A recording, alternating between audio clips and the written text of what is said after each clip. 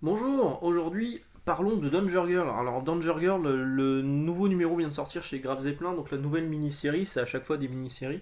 Il s'appelle Renegade en français, donc Renegade, comme la Jeep Renegade. En VO, donc c'est sorti chez Grave Zeppelin, je viens de vous le dire. C'est pas mal sur à la fin du bouquin. Il nous montre une frise en fait chronologique par ordre de parution. Alors par contre, c'est par ordre de parution aux États-Unis parce que en France c'est le bordel. Genre cette série Back in Black qui explique un retour d'un personnage, elle est parue après Danger Girl Mayday que vous avez là. Ouais, donc du coup c'est un peu n'importe quoi en France. Donc ça c'est l'ordre de parution aux États-Unis. Et ben du coup parlons de Danger Girl. Moi Danger Girl je le connais depuis 99. En fait c'est paru aux États-Unis en 98. En 99 j'ai acheté évidemment les versions scéniques en kiosque. Avec une couverture qui est très très vendeuse. Donc c'est cette création de G. Scott Campbell qui venait de Jane 13, qui avait cartonné sur Jane 13. Et Andy Hartnell. Andy Hartnell, lui, restera sur les scénarios jusqu'au bout. Jusqu'aux dernières mini-séries, ce sera toujours lui. Alors que Campbell signera juste 7 épisodes. Donc aux éditions Semic, vous avez ce numéro 1 où il y avait la preview, le prologue de la série, plus les numéros 1 et 2. Puis vous avez ce numéro là. Alors, pour rappel, Danger Girl, c'est Abby Chase, le personnage que vous avez ici, c'est Sydney Savage, une Australienne. C'est une équipe qui fait penser à Drôle de Dame, donc Charlie's Angel, à James Bond. Bon, lui, c'est clairement un James Bond. D'ailleurs, le personnage qui les chapeaute toutes, qui s'appelle Deuce, est le sosie de Sean Connery. Au niveau du dessin c'est le sosie de Sean Connery. C'est un mélange aussi d'Indiana Jones, du coup. Donc il y a Abby Chase, il y a Sydney Savage, il y a Natalia Castle. Il y aura aussi Silicon Valerie qui sera la jeune fille qui est la geek de l'équipe qui va leur communiquer des informations. Il y aura Sonia Savage par la suite, mais bon, on va en reparler. Donc Natalia Castle, dans ce numéro-là, léger spoil, on apprend qu'en fait elle travaillait pour les néo-nazis qui sont là, le projet Hammer avec le Major Maxime qui est ici. Voilà. Trahison Natalia Castle. Ici, numéro 4. Avec à l'intérieur, donc c'est le numéro 7 et Danger Girl spécial, les modettes. Les modettes, je vous expliquais ce que c'est par Joe Chiodo. Le numéro 7, c'est donc le dernier numéro dessiné par J. Scott Campbell. La mini-série en complète que vous trouvez là se retrouve chez Grave Zeppelin sous le nom de Project Opération Hammer. Il y a un seul volume chez Grave Zeppelin où vous avez toute la mini-série par J. Scott Campbell et Andy Hartnell, qui est la meilleure partie, hein, clairement. Les suites sont bien en dessous. Donc ça se termine là pour la série normale, on va dire. On a eu droit à un petit bonus dans Wildstorm numéro 2, et ils offraient un Danger Girl spécial qui est dessiné par Arthur Adams. Mais du coup, je me demandais, moi, d'où venait ce modette et ce Danger Girl spécial de Arthur Adams. En fait, ça vient de ce numéro américain, où là, vous avez donc les modettes, donc c'est Modbods par Joe Chiodo. Du coup, le dessin, vous voyez, c'est très particulier. Moi, j'aime bien. Et si vous le retournez, vous avez l'histoire de Arthur Adams, donc qu'on retrouvait dans Wildstorm 2 en français. Voilà. Suite à ça, on a le droit à Danger Girl Kamikaze. Donc là, je vous fais dans l'ordre chronologique des sorties américaines. Danger Girl Kamikaze qu'on a eu en France dans le numéro 5 et 6 de la revue Danger Girl. Vous voyez, les deux couvertures peuvent se relier pour faire dessiné par Campbell. Alors à l'intérieur, par contre, vous allez être vachement déçus parce que c'est Tommy Yune. Et Tommy Yune, c'est pas très joli, on va dire. C'est un style un peu manga bidon, on va dire. C'est du Adam Warren, mais en moins bien. Voilà, donc ça c'est une mini-série Danger Girl Kamikaze en deux numéros, donc deux numéros français également. À la fin, pour combler les pages qui restaient, ils ont mis des sketchs de G. Scott Campbell sur la série. Sketch qui existe également dans un seul numéro unique que moi j'ai là, donc le Danger Girl Sketchbook de G. Scott Campbell. Là j'ai en VO, mais qui existe également en français. Par contre, en français, il coûte assez cher. C'est chez Grave Zeppelin, je crois qu'ils l'ont mis à 30 balles. C'est un plus grand format en couverture dure. Là, c'est une couverture souple. Vous voyez, on voit Sydney dans le coin. Est-ce qu'on la voit bien? Sydney dans le coin. Voilà, on dirait qu'elle danse, c'est animé. C'est plutôt cool. C'est vraiment sympa ça, le sketchbook. Donc suite à Kamikaze, qu'est-ce qu'on a eu? On a eu Hawaiian Punch. Alors Hawaiian Punch, c'est bizarre, je croyais l'avoir, c'est dessiné par Phil Noto, mais en fait je l'ai pas. Bah, c'est curieux parce que ça me parle vraiment. Peut-être qu'il est perdu quelque part dans mon trésor de guerre, mais je l'ai pas retrouvé. Bon.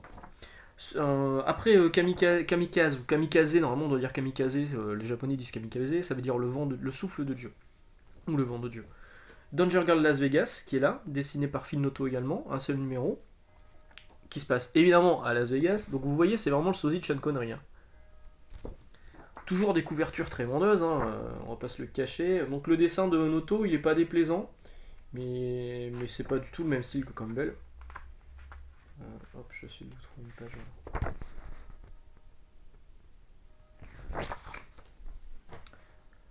Donc ça, Viva Las Danger, c'est inédit encore en français. Kamikaze également, Hawaiian Punch également. Danger Girl Batman qui est là, inédit en français aussi. Donc là, Ciné Savage va avoir un petit coup de cœur pour Bruce Wayne. Le Joker va s'allier avec un personnage qui s'appelle Donovan Conrad, un personnage des Danger Girl, un ennemi des Danger Girl. L'histoire est plutôt bien. Au dessin, à l'intérieur, c'est Lenny Liu. Lenny Liu, en ce moment, il travaille sur les X-Men. Voilà.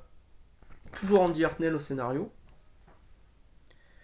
Ensuite, on a le droit à la mini-série Back in Black, dessinée par Nick Bradshaw. Alors moi j'ai les VO, mais ça existe en français chez Grave Zeppelin. Nick Bradshaw, il a dessiné pas mal de choses. Maintenant, il est surtout cover artiste. Et vous voyez, son style est légèrement différent de ce qu'on lui connaît aujourd'hui. Aujourd'hui, je trouve qu'il a un côté très Arthur Adams dans les détails. Mais c'est vraiment sympa, ouais. Au dessin, c'est vraiment, ça changeait, j'aimais bien. À la base, il avait commencé sur Evil Dead, je crois. D'ailleurs, il y aura un crossover Danger Girl Army of Darkness, mais je l'ai pas celui-ci. Et il est inédit en français. Ensuite, on passe à Body Shots, une mini-série Body Shots, parue également chez Grave Zeppelin. Alors, par contre, il y a un gros problème sur l'édition Grave Zeppelin, c'est que les pages à l'intérieur sont floues. Et ça, c'est Denis, l'ami Denis Bazin, avec qui on discute souvent comics. C'est le mec, pareil, il a une connaissance comics, enfin pareil. Je vais pas me jeter des fleurs, mais il a une connaissance comics assez phénoménale. Il a vraiment une belle collection. C'est un gros fan de Jim Lee. Du coup, on parle assez régulièrement sur Messenger sur les comics. Et il m'a dit qu'effectivement, Body Shots, donc en français, ça s'appelle en plus Tir au pigeon, c'est ridicule. Toutes les pages étaient floues. Alors, je te montre à l'intérieur, Denis, du coup, tu verras que les pages de l'édition VO, en VO, bah, elles sont pas floues. Elles sont nettes. À l'intérieur, c'est toujours Nick Bradshaw au dessin. Mini-série plutôt cool également, en 4 numéros.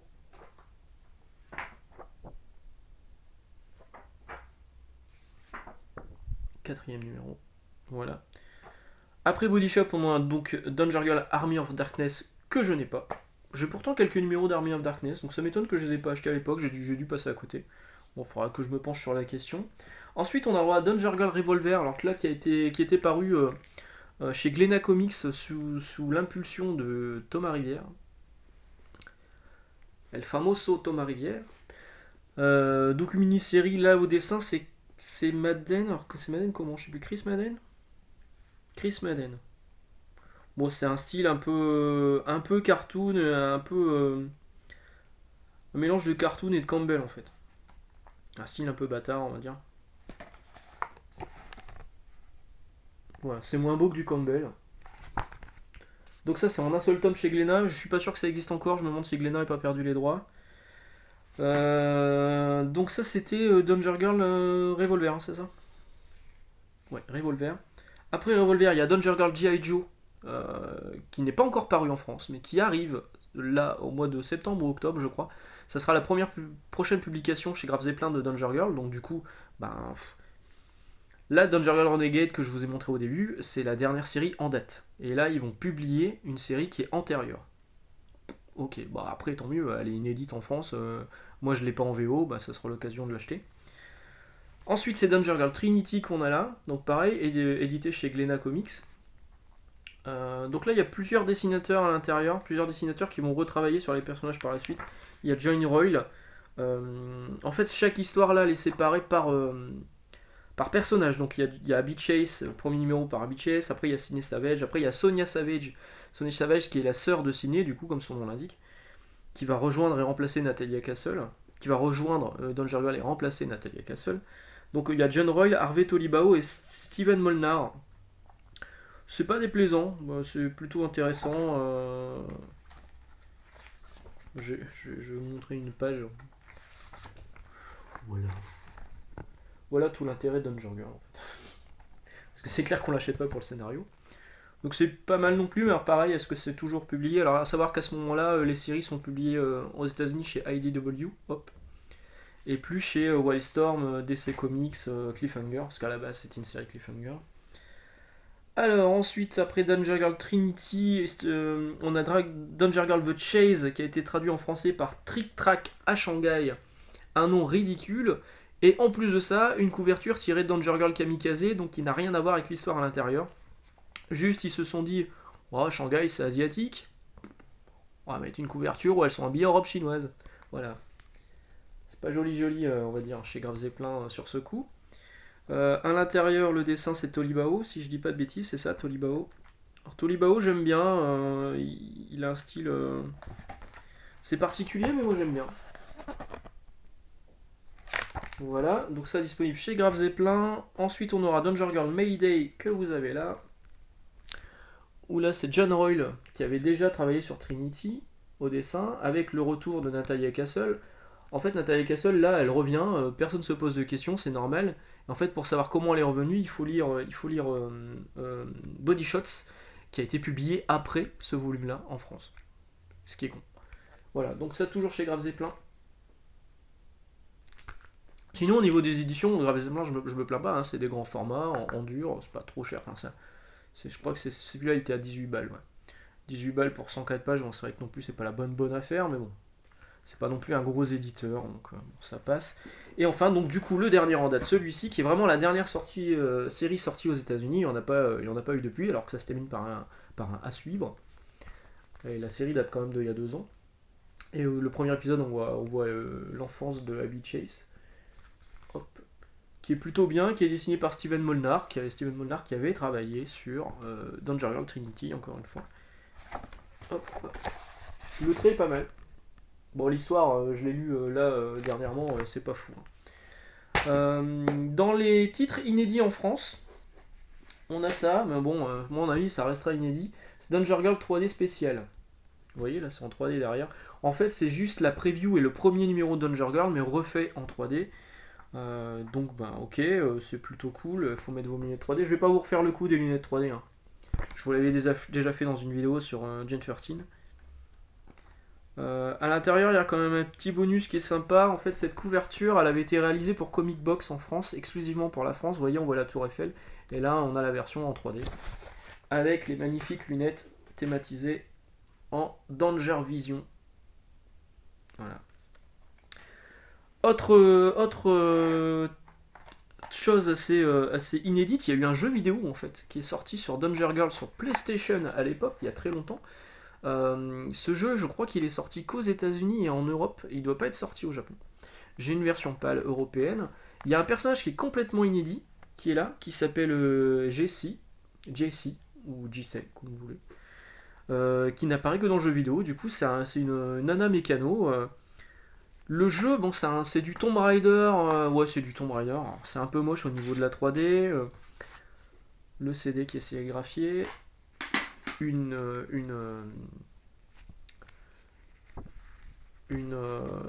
notice, j'en bafouille, une notice tout en couleur, avec présentation des personnages, machin, tout ça. Plutôt cool. Et multi-langue.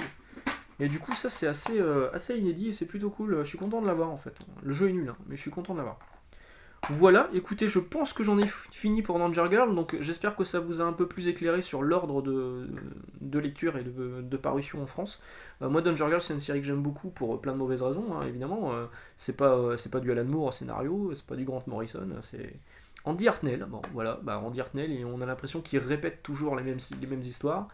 Il y a un problème, elles se font attaquer, elles se font agresser, il y en a une qui meurt, elle revient, c'est pas vraiment expliqué, mais si, c'est expliqué dans un autre truc. C'est clairement le bordel, mais j'aime la série, donc je me l'explique pas pourquoi. Sans doute pour J. Scott Campbell qui continue à faire des couvertures, les couvertures, il n'y a pas Il n'y a rien à dire, hein, les couvertures, c'est toujours... Moi, le style de Campbell, j'adore. Il y a beaucoup de gens qui se plaignent en disant que ces tailles-là, c'est juste pas possible sur un être humain. Mais quand vous lisez de la BD, enfin, vous cherchez pas essentiellement le réalisme. C'est comme quand on joue à un jeu vidéo. Mario, c'est un petit gros moustachu qui fait des bonds de 15 mètres, c'est pas réaliste. Voilà, donc on en arrête là pour aujourd'hui. Demain, on se retrouve pour une autre vidéo. Je vous parlerai peut-être du parc Universal Studios et d'un comics exclusif qui était vendu là-bas à l'époque. Je sais pas encore, on verra demain. Et puis bah, sur ce, je vous souhaite une bonne journée. Ciao.